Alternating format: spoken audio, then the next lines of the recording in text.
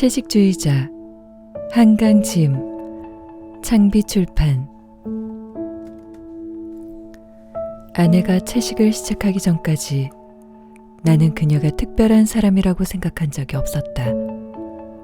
솔직히 말하자면 아내를 처음 만났을 때 끌리지도 않았다. 크지도 작지도 않은 키, 길지도 짧지도 않은 단발머리, 각질이 일어난 노르스름한 피부, 외꺼풀 눈에 약간 튀어나온 광대뼈, 개성 있어 보이는 것을 두려워하는 듯한 무채색의 옷차림, 가장 단순한 디자인의 검은 구두를 신고 그녀는 내가 기다리는 테이블로 다가왔다. 빠르지도 느리지도 힘있지도 가냘프지도 않은 걸음걸이로. 내가 그녀와 결혼한 것은 그녀에게 특별한 매력이 없는 것과 같이 특별한 단점도 없어 보였기 때문이었다. 오직 한 가지, 아내에게 남다르다고 할 만한 점이 있다면 브래지어를 좋아하지 않는다는 것이었다. 짧고 민숭민숭했던 연애 시절, 우연히 그녀의 등에 손을 얹었다가 스웨터 아래로 브래지어 끈이 만져지지 않는 것을 알았을 때 나는 조금 흥분했었다. 혹 그녀가 나에게 무언의 신호를 보내고 있는 것인지 판단하기 위해 잠시 새로운 눈으로 그녀의 태도를 관찰했다. 관찰의 결과는 그녀가 신호 따위를 전혀 보내고 있지 않다는 것이었다. 신호가 아니라면 게으름이나 무신경인가? 나는 이해할 수 없었다. 볼품없는 그녀의 가슴에 노브라란 사실 어울리지도 않았다. 차라리 두툼한 패드를 넣은 브래지어를 하고 다녔다면 친구들에게 보일 때 내 체면이 섰을 것이다. 뭐하고 서 있는 거야? 나는 욕실에 불을 켜려다 말고 물었다. 새벽 4시쯤 되었나? 회식에서 마신 소주 병 반 덕분에 요의와 갈증을 함께 느끼고 깨어난 참이었다. 응? 뭐하고 있느냐고? 나는 오싹한 추위를 느끼며 아내가 있는 쪽을 보았다. 잠과 취기가 가셨다. 아내는 꼼짝 않고 서서 냉장고를 마주보고 있었다.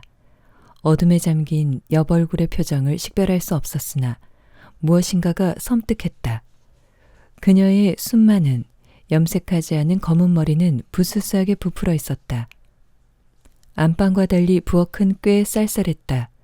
평소라면 추위를 타는 아내는 서둘러 카디건을 걸쳐 입고 털 슬리퍼를 찾아 신었을 것이다. 그러나 언제부터 그렇게 서 있었던 것인지 그녀는 맨발로 봄, 가을까지 입는 얇은 잠옷 차림으로 아무 말도 듣지 못한 듯 우뚝 서 있었다. 뭔가 말로만 듣던 몽유병인가. 나는 석상처럼 굳어있는 아내의 옆모습을 향해 다가갔다. 왜 그래? 뭐야 지금? 여보. 나는 어둠 속에 드러난 그녀의 옆얼굴을 보았다. 처음 보는 냉정하게 번쩍이는 눈으로 그녀는 입술을 굳게 다물고 있었다. 꿈을 꿨어. 꿈? 무슨 소리 하는 거야? 지금 몇 시인데 대체? 아내가 차린 저녁 식탁은 상추잎과 된장, 소고기도 조갯살도 넣지 않은 맑은 미역국, 김치가 전부였다. 뭐야 그래서? 그 꿈 나부랭이 때문에 고기를 다 버렸다는 거야? 도대체 얼마어치를? 계란 프라이도 해줘. 나 오늘 정말 피곤해. 점심도 제대로 못 먹었어. 계란도 버렸어. 뭐? 우유도 끊었어. 기가 막히는군. 나까지 고기를 먹지 말라는 거야? 냉장고에 그것들을 놔둘 수 없어. 참을 수가 없어. 그래서 앞으로 이 집에선 고기를 못 먹는다는 거야? 어차피 당신은 주로 아침만 먹잖아. 점심, 저녁에 고기를 자주 먹을 텐데 아침 한 끼 고기 안 먹는다고 죽진 않아. 좋다. 난 그렇다 치고 당신은? 당신은 이제부터 고기를 안 먹겠다는 거야? 그녀는 고개를 끄덕였다. 그래? 언제까지? 언제까지나. 말문이 막혔다. 요즘 채식 열풍이 분다는 것쯤은 나도 보고 들은 것이 있으니 알고 있었다. 건강하게 오래 살 생각으로 알레르기니 아토피니 하는 체질을 바꾸려고 혹은 환경을 보호하려고 하는 사람들은 채식주의자가 된다. 물론 절에 들어간 스님들이야 살생을 하지 않겠다는 대의가 있겠지만 사춘기 소녀도 아니고 이게 무슨 짓인가. 살을 빼겠다는 것도 아니고 병을 고치려는 것도 아니고 무슨 귀신에 씌인 것도 아니고 악몽 한번 꾸고는 식습관을 바꾸다니. 남편의 만류 따위는 고려조차 하지 않는 저 고집스러움이라니.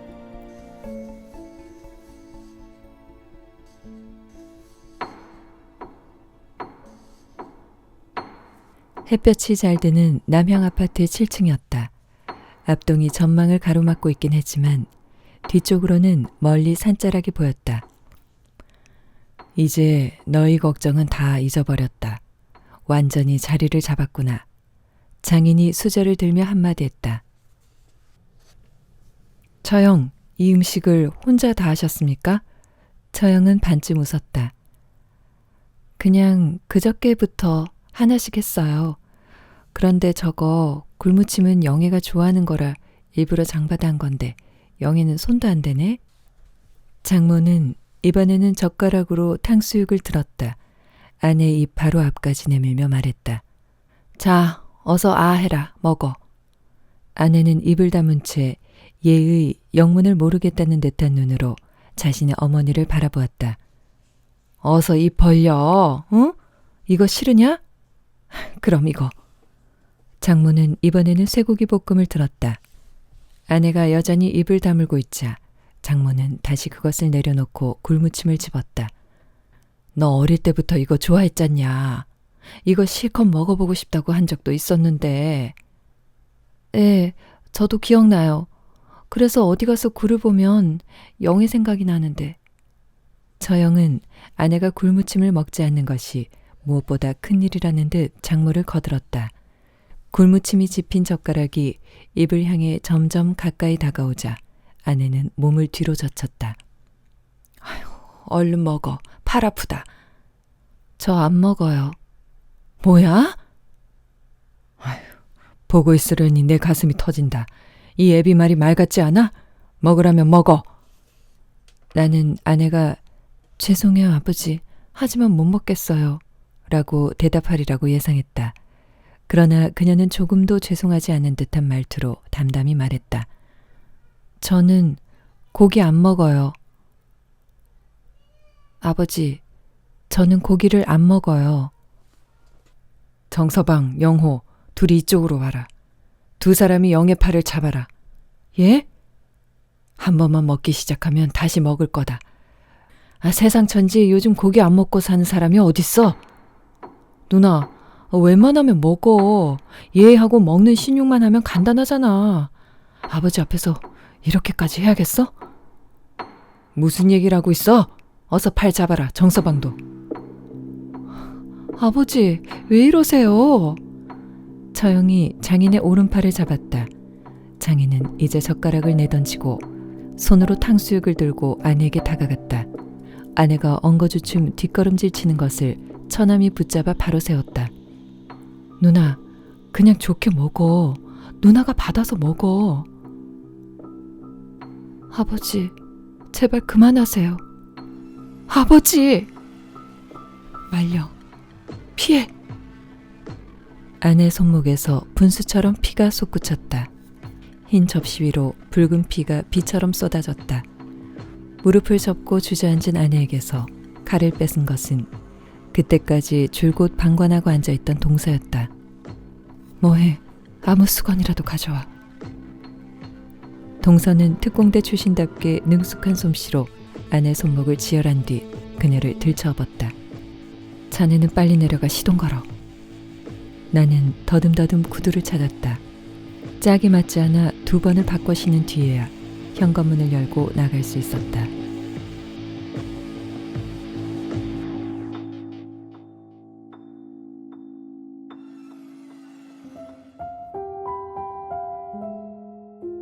소설 채식주의자는 2007년에 출간된 한강의 연작 소설로 작가에게 맨부커상을 안겨준 작품입니다. 허무와 결핍을 소재로 한 탄미적인 분위기가 인상적인 작품으로 가족의 이름으로 자행되는 가부장의 폭력에 대한 비판이 두드러집니다. 사회적 제약에서 시작하여 인간의 한계까지 넘어 식물적인 삶의 모습을 보여주는 주인공과 사회의 충돌을 그리고 있습니다. 다음은 줄거리입니다. 여기에는 스포일러가 포함되어 있습니다. 연작 소설이라는 틀이 말해주듯 세 편의 이야기가 하나의 캔버스 위에서 그려지고 있습니다. 고기를 거부하기 시작한 여자의 이야기 채식주의자, 그리고 그 여자가 가진 몽고반점에 강렬한 끌림을 느끼는 남자의 이야기 몽고반점, 그리고 이카루스처럼 초월하려다가 인간으로서 파멸하는 두 사람을 지켜보는 한 여자의 이야기 나무 불꽃으로 구성되어 있습니다. 세 이야기의 핵심 인물은 영혜입니다. 영혜는 과거의 기억과 꿈을 통해 자신이 목구멍에 생명들이 걸려 남아있어 답답한 존재임을 자각하게 되고 육식에 대한 혐오로 시작해 생명에 대한 폭력 자체를 거부하게 되며 마지막엔 다른 생명을 죽여야 살아갈 수 있는 동물로서의 자신을 초월하려고 합니다.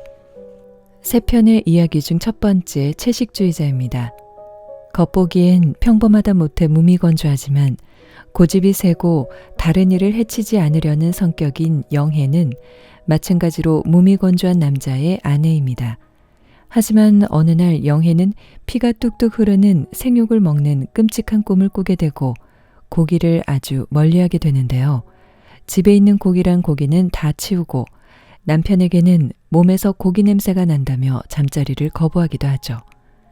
영혜는 어릴 적 자신을 문 개가 아버지의 오토바이에 묶여 끌려다니다가 거품을 물며 죽어가는 모습을 본 적이 있습니다. 어릴 적 영혜는 그 개로 만든 고기를 아무렇지 않게 먹었었죠. 영혜의 꿈은 점점 고기를 먹는 것에서 떠나 누군가가 누군가를 때려서 살해하는 모습으로 나타나게 되는데요. 고기를 거부하는 영혜는 사회적인 압박을 받으며 점점 눈에 띄는 행동을 싫어하는 남편의 심기를 건드리고 보다 못한 남편이 그녀의 가족들을 불러 그녀에게 고기를 먹이려고 하다가 그녀가 자해를 하게 만들고 맙니다. 이 사건으로 가족은 풍비박산이 나고 영혜는 병원에 들어가게 됩니다. 병원에서는 어머니가 다려준 한약이나 고기마저 발악적으로 거부하고 벤치에서 가슴을 드러낸 채 앉아있다가 새를 잡아다 손에 쥐고 자해한 손목을 핥아먹는 등 남편으로선 도저히 이해할 수 없는 행동을 합니다.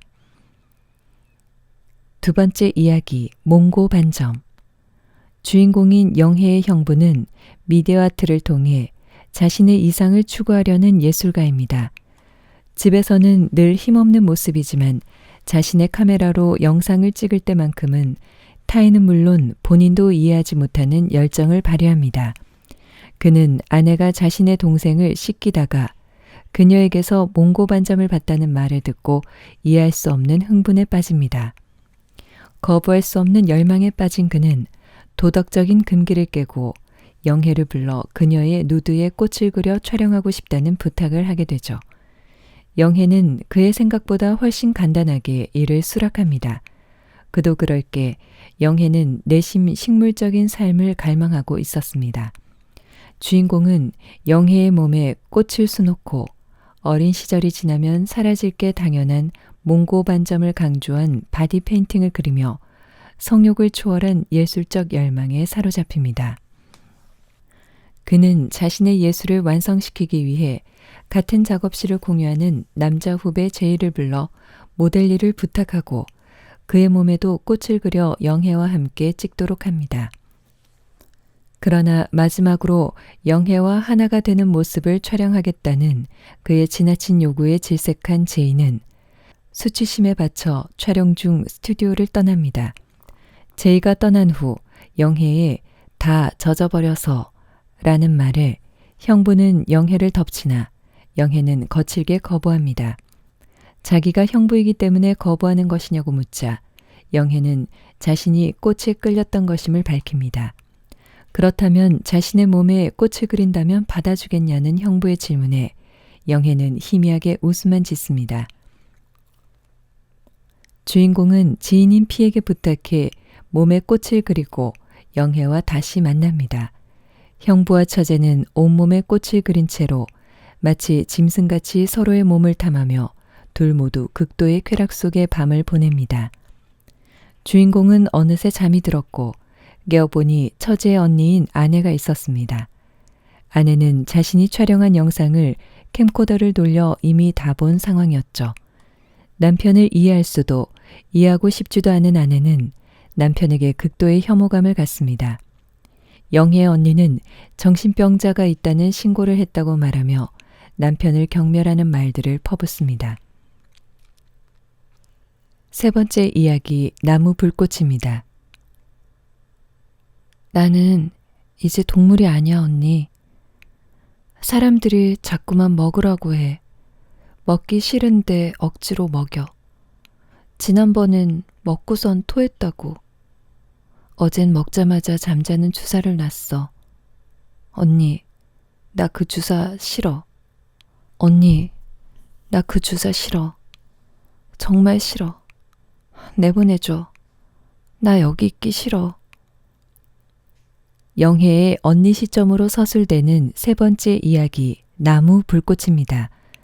몽고 반점의 일 이후 영혜의 언니는 남편과 갈라섰고 영혜는 시골의 깊은 산속 정신병원에 입원하게 됩니다. 어느 비 오는 날, 병원으로부터 영혜가 실종되었다는 소식을 듣습니다. 다행히 병원의 보호사가 기적적으로 영혜를 찾았다고 하지만 영혜가 깊은 산비탈의 외딴 자리에서 마치 비에 젖은 나무들 중 한 그루인 듯 미동도 하지 않고 가만히 서 있었다고 하는 이야기를 전해 듣습니다. 영혜가 사라졌던 그날 이후 영혜의 모든 증세가 악화되기 시작합니다. 영혜는 고기와 동물성 식품뿐 아니라 채식마저 거부하고 나아가서는 일체의 식사를 거부하는데 이릅니다. 온몸에 살이 남아있는 곳이 없고 생리는 멎은 지 오래, 뼈만 남은 엉덩이 가운데 찍힌 또렷한 몽고반점만이 남아있을 뿐입니다. 모든 식사를 거부하니 병원에서는 생명 보존을 위해 정맥 주사를 통해서 포도당과 단백질 등의 에너지를 공급하고 있었는데 이제는 그 정맥 주사를 꽂을 혈관조차 성한 곳이 없어 어깨에 연결된 대정맥을 통해 바늘을 연결하는 방법만이 남게 됩니다. 위험한 시술이므로 종합병원으로 이송해야 한다는 담당이의 전화를 받습니다. 다시 찾아간 면회, 왜 뭐라도 전혀 먹지 않느냐는 언니의 질문에 영혜는 자기는 내장이 다 퇴화됐을 거라고, 자기는 이제 동물이 아니라고, 밥 같은 거 안 먹어도 햇빛만 있으면 살아갈 수 있다고 이야기합니다. 영혜의 거식이 결국 생명을 앗아가기 직전에 이르러 병원에서는 영혜를 결박해서라도 코를 통해 미음을 집어넣는 시도를 합니다. 가족이 지켜보기 힘든 장면일 수 있다고 간호사가 만류하나 언니는 지켜봅니다. 의료진들이 영혜의 사지를 결박하고 코에 튜브를 꽂아 넣습니다. 영혜는 짐승같이 비명을 지르고 신음하며 거부합니다. 몇 번의 시도 끝에 결국 튜브를 삽입하는 데 성공하고 진정제를 놓아 안정시키려는 찰나 영혜는 입에서 피를 뿜어냅니다. 생명을 연장하기 위한 마지막 시도마저 실패하고 외진 시골의 정신병원에서는 더 이상 할 수 있는 게 없어 의사는 서울의 큰 병원으로 의뢰서를 써줍니다. 서울로 향하는 구급차 안, 영혜에게 말을 걸어보지만 영혜는 결코 대답하지 않겠다는 듯 고개를 외틉니다. 언니는 영혜에게 속삭입니다. 이건 말야, 어쩌면 꿈인지 몰라. 꿈속에선 꿈이 전부인 것 같잖아. 하지만 깨고 나면 그게 전부가 아니란 걸 알지. 그러니까 언젠가 우리가 깨어나면 그때는